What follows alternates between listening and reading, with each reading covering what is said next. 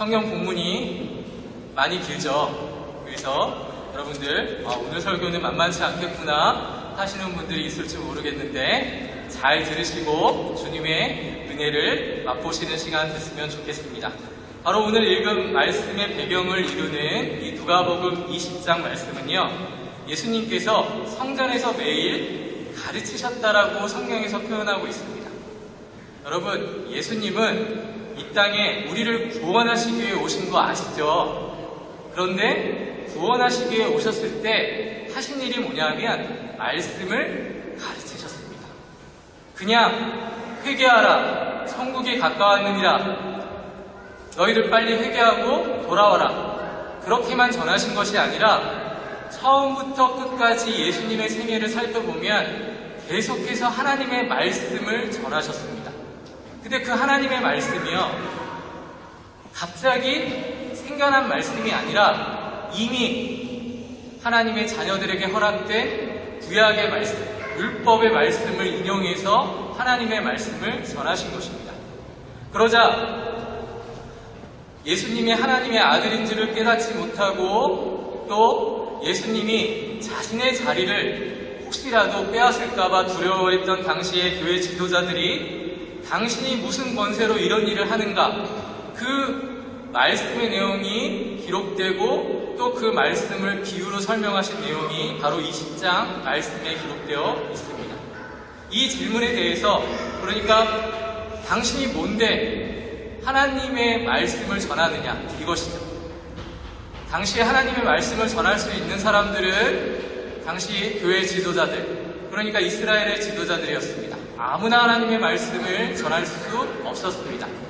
지금 이 시대야 이제 목사뿐만이 아니라 자기가 깨달은 바를 열심을 다해서 전하는 또한 사람들이 있는데, 중요한 건 하나님 말씀을 바로 잘 가르치는 곳에서 잘 배워야 한다는 것을 여러분이 잊지 마셨으면 좋겠습니다. 그런데 예수님은 당시에 하나님 말씀을 전할 만한 그러한 자격이 없다고 생각했던 게 당시 지도자들의 마음이었던 것입니다. 오늘 읽었던 본문 말씀 앞에 9절 이하에 포도원 사건이 나옵니다. 그 사건의 내용을 간략하게 여러분들에게 소개를 하고자 합니다. 이 말씀의 내용을 보면 어떤 한 사람이 포도원을 만들어서 이것을 당시 이제 농부들에게 세를 주거든요. 그리고 나서 그들이 알아서 잘 키운 다음에 나중에 이제 품삯을 제외한 부분들을 가져가려고 이제 했습니다. 근데 문제는 수확할 때가 돼가지고 이제 열매를 얻을 때가 돼가지고 이제 주인이 이제 종들을 보내어서 그들에게 받은 어떤 열매들을 받아오라고 시켰습니다. 여러 차례 보냈는데 문제는 그 일을 위탁받은 농부들이 마치 그 포도원이 자기 것이냐 주인에게 아무것도 전하지 않았고 오히려 종들을 때려서 보냈습니다. 그러자 주인은 어떻게 했냐면 마지막에는 자신의 사랑하는 아들을 보내면 그래도 주인의 아들이니까 존중히 여기고 아마도 주겠지라고 생각해서 보냈습니다. 그런데 성경에서 뭐라고 기록되어 있냐면 주인의 아들이 갔음에도 불구하고 그 농부들이 어떻게 했냐면 그 주인의 아들을 죽였습니다. 왜 죽였냐면 그 주인의 아들을 죽이고 나면 이 포도원을 내가 차지할 수 있겠다라는 생각을 했던 것입니다. 상식적으로 우리가 이 말씀의 내용을 보더라도 이해가 되지 않는 부분, 상식적으로 이해되지 않는 부분이 있습니다. 원래 주인의 것을 도둑이 아닌 이상에 이렇게 뺏을 수는 없는 겁니다. 근데 이 비유가 무엇을 상징하는지 아시겠습니까? 바로 이 세상에서 하나님의 아들을, 예수 그리스도를 받아들이지 못한 우리들의 모습을 비유로 설명한 것입니다. 첫째는 당시 교회 지도자들이 하나님의 아들이 와서 말씀을 전하고 하나님 구세주로 오셨다라는 것을 선포했음에도 불구하고 받아들이지 않은 모습을 비유로 설명하신 겁니다. 이 비유를 통해서 당시 지도자들에게 하나님의 교회를 위탁받은 이스라엘 백성들의 상태를 지금 고발하고 있는 것입니다. 하나님의 진리가 이 땅에 허락되어 있지만 그 진리를 받아들이는 사람들은 얼마 되지 않는다라는 것입니다. 교회의 말씀이 선포되어지고 하나님께서 이 교회를 통해서 하나님의 진리를 지켜나가시지만 문제는 교회 안에도 하나님의 말씀을 받아들인 자와 그렇지 않은 자들이 있다라는 것입니다. 이걸 조금 확장해서 여러분들에게 설명하고자 합니다. 이스라엘은요, 아시는 분들은 있겠지만 하나의 교회의 모형이라고 할 수 있습니다. 이스라엘 백성들을 택하신 이유는 그들이 가장 작은 민족이었고요. 선택받을 만한 능력과 엄청난 무슨 축복을 받은 그런 사람들이 아니라 그냥 이 세상에서 가장 작은 민족이었는데 하나님의 교회를 가장 부족한 민족에게서부터 하나님이 만들어 가시는 것을 보여주시기 위해 이스라엘 백성을 택하신 것입니다. 그래서 그들을 교회와 성도로 부르신 거거든요. 근데 문제는 교회와 성도들로 부르심 받았지만 그 교회와 성도로서의 역할을 다하지 못했던 것입니다. 처음에는 하나님 말씀 잘 듣는 척 했습니다. 그런데 세월이 지나고 시간이 지나면 지날수록 애초에 주어진 축복이 자기가 받을 만한 조건이 돼서 받은 것이라고 착각을 하기 시작했던 것입니다. 그래서 주인이 이 땅에 왔는데 주인의 아들도 못 알아보고 주인이 그 은혜를 허락하신 이유를 깨닫지 못한 것입니다. 그러니까 이 나라의 진정한 주인이고 통치자이신 그리고 상속자이신 예수 그리스도를 잡아주기까지 한 게 바로 이스라엘 백성이요 저와 여러분이라는 사실을 성경은 낱낱이 우리에게 설명하고 있는 것입니다. 그래서 우리는 죄인입니다. 의인이 아니라 죄인입니다. 이 사실을 분명히 인식하셔야만 합니다. 내가 죄인이 아니라 의인이라고 착각하는 그 순간 하나님께서 여러분에게 펼치실 구원의 계획이 어그러질 수 있습니다. 우리가 교회에 들어와 있는 것은 하나님께서 여러분을 인도해 주셨기 때문입니다. 여러분의 선택과 결정이 아니라는 것입니다. 그걸 깨닫는 것이 성도로서 성장할 수 있느냐, 거기에서 멈추느냐 하는 신앙의 싸움이 되는 것입니다. 오늘 20절 이하의 말씀에서 가이사에게 바치는 세금 문제가 또한 등장을 합니다. 근데 여러분, 오늘 본문이 기니까 여러분 놀라셨을 텐데 처음에 제가 잠깐 말씀드린 포도 비유나 지금 설명해 드리고자 하는 이 가이사에게 세금을 바치는 문제나 뒤에 사두개인의 부활 문제가 왜 언급되고 있는지를 여러분이 잘 이해하셔야만 하는 것입니다. 각각 다른 이야기가 아니라 결국에 하나를 지칭하는 말씀이라는 것입니다. 우선 가이사에게 세금 바치는 문제가 등장을 합니다. 근데 이들이 왜 가이사의 세금 문제를 가지고 예수님을 시험했는가? 우리가 본문을 방금 읽었거든요. 왜 그 세금 문제를 제시했습니까? 예수님을 난처하게 만들려고 하려고 했던 것입니다. 단순히 난처하게 만드는 것에서 끝나는 것이 아니라 예수님을 없애려고 그런 질문을 자기네들 딴에는 열심히 구상해서 만들어낸 것입니다. 그래서 의인인 척 치장을 하고 가가지고 예수님에게 아주 고상하게 질문을 합니다. 예수님, 가이사에게 세금을 주는 게, 바치는 게 맞습니까? 틀립니까? 그러자 예수님께서 뭐라고 대답하셨습니까? 다 아시는 내용이지만 제가 말씀드리도록 하겠습니다. 가이사의 것은 가이사에게, 하나님의 것은 하나님에게 바치라고 했습니다. 여기에 굉장히 중요한 진리가 숨겨져 있는 것입니다. 이 세금 바치는 문제에 있어서 예수님을 죽이기 위해서 그렇게 질문했던 거거든요. 만약에 예수님이 가이사에게 바치는 것이 괜찮다라고 얘기하면 예수님이 이 땅에 오신 이유가 뭡니까? 구세주로 오신 거거든요. 물론 당시에 이스라엘 사람들은 구세주로 오셨다는 것을 깨닫지 못하고 이스라엘을 구원할 그러한 메시아로 왔다라는 생각까지는 했던 것 같습니다. 그러니까 그의 원래 권력을 가졌던 지도자들은 이 새로운 인물의 등장으로 가지고 있었던, 누리고 있었던 그 권력과 모든 것들을 빼앗길까봐 전전긍긍하다가 예수를 어떻게든 없애려고 이러한 질문을 만들어냈던 것입니다. 예수님께서 가이사의 것을 주는 게 합당하다. 그러면 지금 구원받아야 될 이스라엘 백성에게 구원자로 온 예수의 존재는 아무것도 아닌 게 되는 거니까 그래서 예수를 비하시키려고 했던 것 같습니다. 그런데 어떻게 합니까? 예수님께서 이들의 의도하고는 전혀 다르게 가이사의 것은 가이사에게 바치라고 얘기하고 하나님의 것은 하나님께 바치라고 얘기합니다.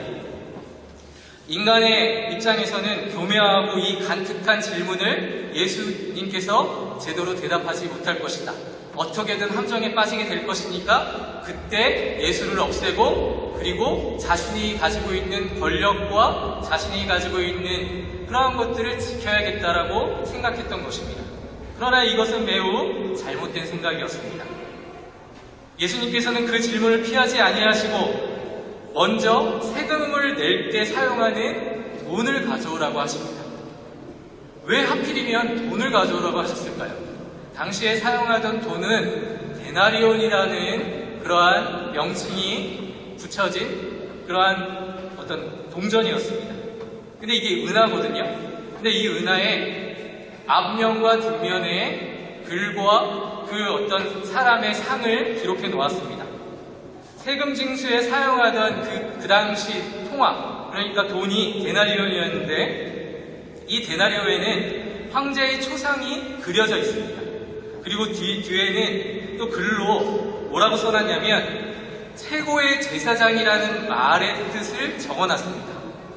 왜 동전에다가 그렇게 로마 황제의 얼굴과 글을 기록해 놓았는가? 거기에는 굉장한 비밀이 숨겨져 있습니다. 그건 당시 로마의 황제는 신의 아들로 평가받았습니다. 로마는 그 당시 세상의 중심이었습니다.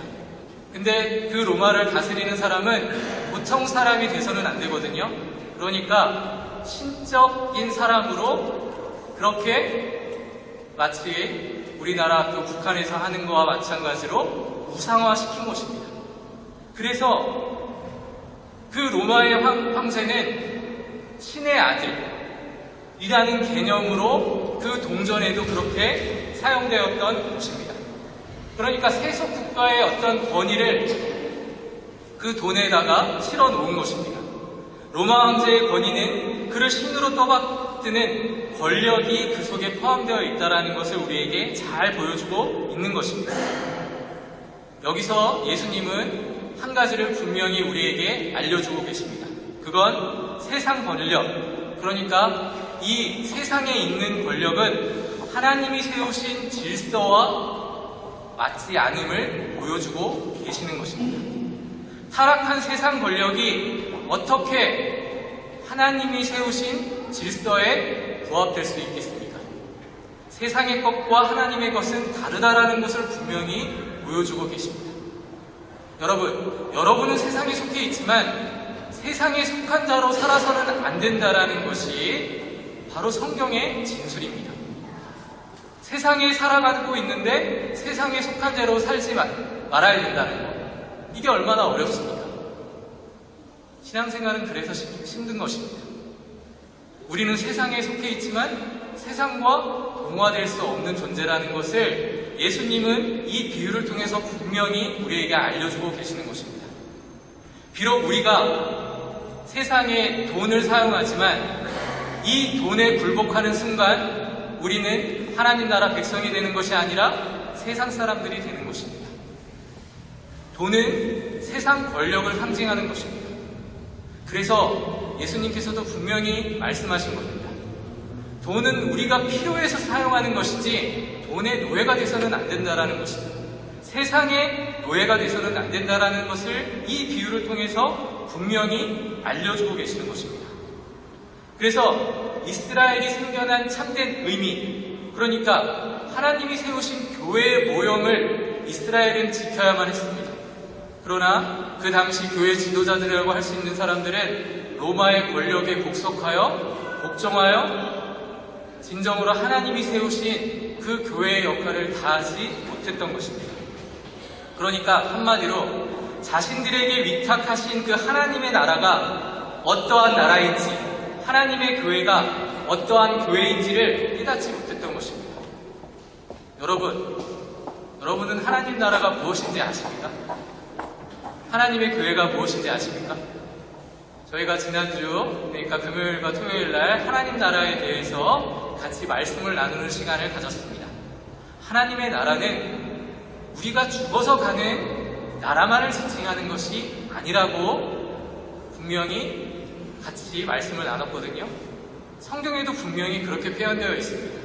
우리가 죽어서 가는 나라만이 하나님 나라라고 한다면 여러분, 세상에서 막 살아도 됩니다. 막 사셔도 돼요. 하나님 말씀 안 지키시고 살아도 돼요.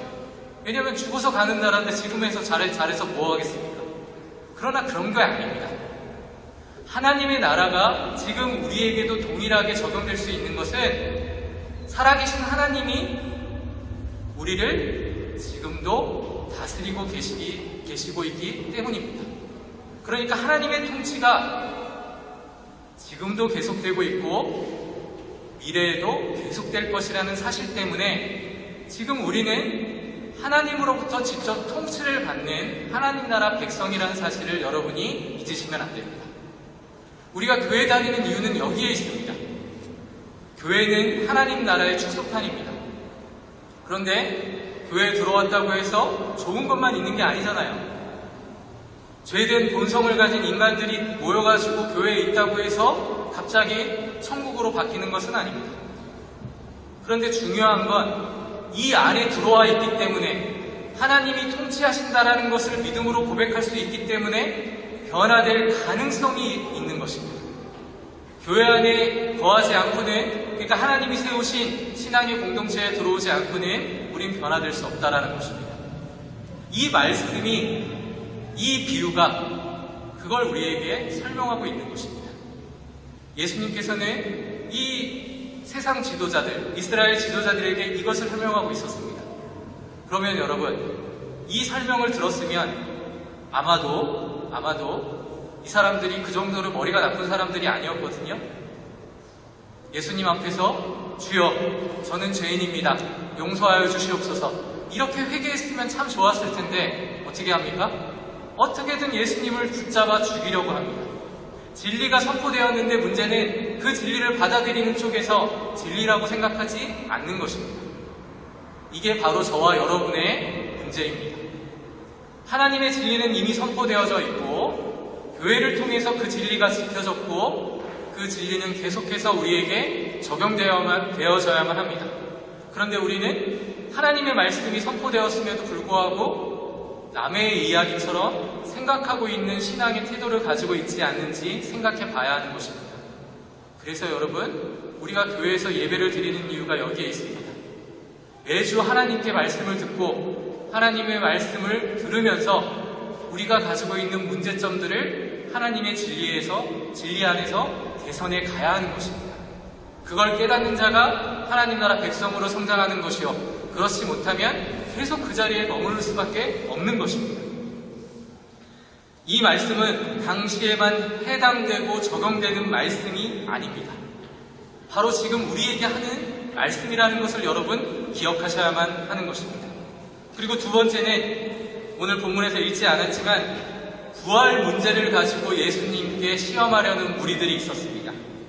부활이 없다고 주장하는 사두개인 중 어떤 이들이 와서 물어 이르되 선생님이여, 모세가 우리에게 써주기를 만일 어떤 사람의 형이 아내를 두고 자식이 없어 죽으면 그 동생이 아내를 취하여 형을 위하여 상속자를 세울지니라 하였나이다. 그런데 칠형제가 있었는데 마지가 아내를 취하였다가 자식이 없이 죽고 둘째와 셋째가 그를 취하여 일곱이 다 그와 같이 자식이 없이 죽고 그 후에 여자도 죽었나이다. 그러면 그 아내는 누구의 아내입니까? 이게 인간이 생각하는 수준이라는 것입니다. 사두개인들은요, 이스라엘 백성이었지만 부활을 믿지 않았습니다. 여러분은 부활을 믿으십니까? 조금 약한데요. 부활을 진짜로 믿으십니까? 부활을 믿지 않으면 뭐하러 우리가 존재합니까? 부활을 믿기 때문에 우리가 이 자리에 있는 것입니다. 부활은 우리의 상식과 우리의 지성으로 이해할 수 없는 것입니다. 그런데 분명히 성경에서는 우리가 부활할 것이라고 말하고 있습니다. 그런데 하나님의 교회에 세워진 하나님의 교회의 성도로 세움을 받은 이스라엘 백성 중에 부활을 믿지 않는 사람들이 있었다라는 것이죠. 이 사두개인들은 똑똑하지 않은 사람들일까요? 그렇지 않습니다. 이스라엘 백성들을 그래도 소위 지도자급 정도 되는 사람들, 엘리트급이라고 할 수 있는 사람들인데 자신의 생각으로 하나님을 판단하다 보니까 하나님이 우리에게 주신 말씀을 자신의 실력으로 해석했던 것입니다. 근데 여러분, 예수님께서 뭐라고 얘기하십니까? 예수님은 분명히 부활이 있다라고 얘기하면서 너희들이 생각하는 하늘나라는 그런 나라가 아니라고 얘기하십니다. 한번 보십시오. 34절 말씀을 보십시오. 예수께서 이르시되 이 세상의 자녀들은 장가도 가고 시집도 가되 저 세상과 및 죽은 자 가운데서 부활함을 얻기에 합당히 여김을 받은 자들은 장가가고 시집가는 일이 없으며 그들은 다시 죽을 수도 없나니 이는 천사와 동등이요 부활의 자녀로서 하나님의 자녀이니라. 죽은 자가 살아나는 것도 모세가 가시나무 떨기에 관한 글에서 주를 아브라함의 하나님, 이삭의 하나님, 야곱의 하나님이라 칭하였으니 하나님은 죽은 자의 하나님이 아니요 살아있는 자의 하나님이라. 하나님께는 모든 사람이 살아있느니라 하시니라. 바리사인과 헤롯 당원들은 가이사의 세금의 문제를 가지고 예수님을 시험하려 했습니다. 근데 그들의 문제는 교회가 가지고 있는 본질적 의미, 그 의미를 잘못 이해했다라는 것으로 예수님께서 타박을 하시는 것이죠.